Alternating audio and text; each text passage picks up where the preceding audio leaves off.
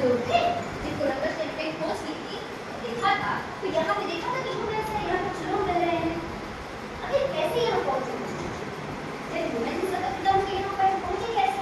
ये बात ही सवाल आता है कि जाने की दुनिया में कैसे है? नाट लगाकर और साउथ लगाकर एक दूसरे बस से जम पूरी तरह बस। बात समझ आ रही है? जब ये जम जाएगा कि पूरा यहाँ से कई दूसरा रहेगा और वो बस से फंस जाएगा। ये बस से फंस जाएगा चलना आसान होगा? क्यों? तो ऐसे ब्रिज काम करेगा ना। आपने भी देखा है बर्फ पे चलते लोग झीलें जम जाती है, लोग चलते स्कीइंग करते हैं, कभी देखा है? तो चलना आसान है कि नहीं? पानी में तैरना, बर्फ पे चलना, किसमें आसान था? कौन सा? बर्फ पे चलना। तो एक बार ऐसे ब्रिज काम करेगा। यहाँ साइड में हम जब अर्थ पर से और सब घुमा देंगे, ये और ये नहीं लगा देंगे। इसको ऐसे फैला दिया है, इसे हम फैल दिया। ऐसे कौन सा है? इसको ऐसे फैला दिया। फैला दिया तो ये पार्ट साइड हो जाएंगे। यहाँ देखिए यहाँ नाट कैसी खूबसूरत है, यहाँ भी कैसी खूबसूरत है। ये चीजें मिलेंगी जाके एक हो जाएगी तो ये बात समझ आ रही है? यहाँ है और यहाँ ये दोनों क्या होता है? आपस में मिल जाते हैं। और ये अब देखिए जब नाट पार्ट का इसका नाम साइड का नाम सुनिए कि पूरा बर्फ तो इसका यहाँ पे जो एक है मार्को या यहाँ का टेम्परेचर बहुत माइनस में है, -80 होता है। बर्फ का कितने टेम्परेचर मिल जाते हैं? बर्फ कितने टेम्परेचर ये डिफरेंस क्योंकि यहाँ का टेम्परेचर -80 तब हवा चल जाएगी, चलना आसान हो जाएगा।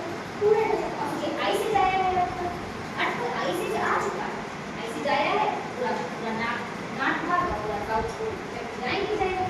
वैसे पूरा आई से तो फिर भी जम जाएगा, लेकिन जो पार्ट अंदर जम जाएगी बहुत दूर है सबसे। बस समझ आ रही? अब ये बात ध्यान रखिए, ये बात जम चुकी है ये ब्रिज।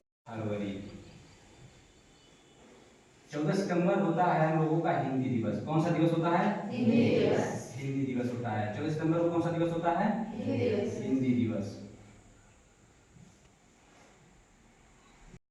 मन के भाव और विचारों का आदान प्रदान करना क्या कहलाता है? भाषा कहलाता है। भाषा के कितने रूप होते हैं? 2।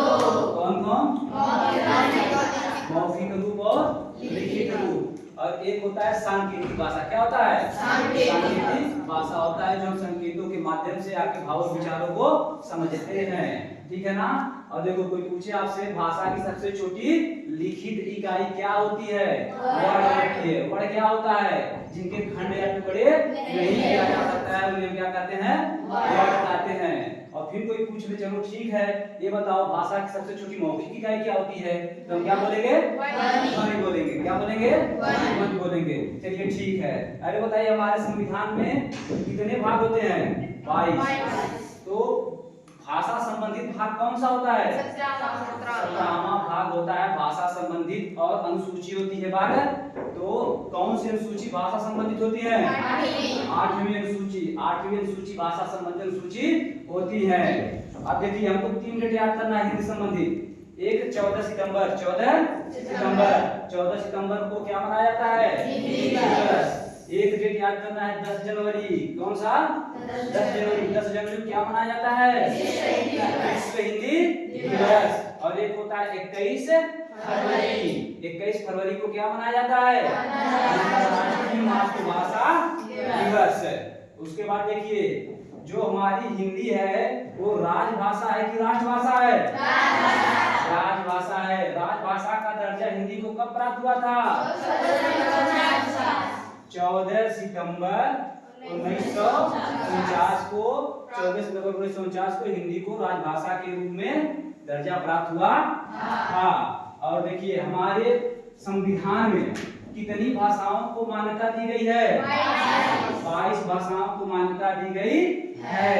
और ये बताइए हिंदी है तो कोई ना कोई लिपि होगी, जैसे अंग्रेजी है, फ्रेंच है, ये आपकी रोमन लिपि हो गई। कौन सी लिपि हो गई? रोमन लिपि हो गई। उसी प्रकार हिंदी देवनागरी लिपि में लिखी जाती है। हिंदी, संस्कृत, कोंकणी ये सब क्या है? देवनागरी लिपि में लिखी जाती हैं। और उर्दू किस लिपि में लिखी जाती है? फारसी लिपि में लिखी जाती है। आज आप लोग इतना पढ़िए और बाकी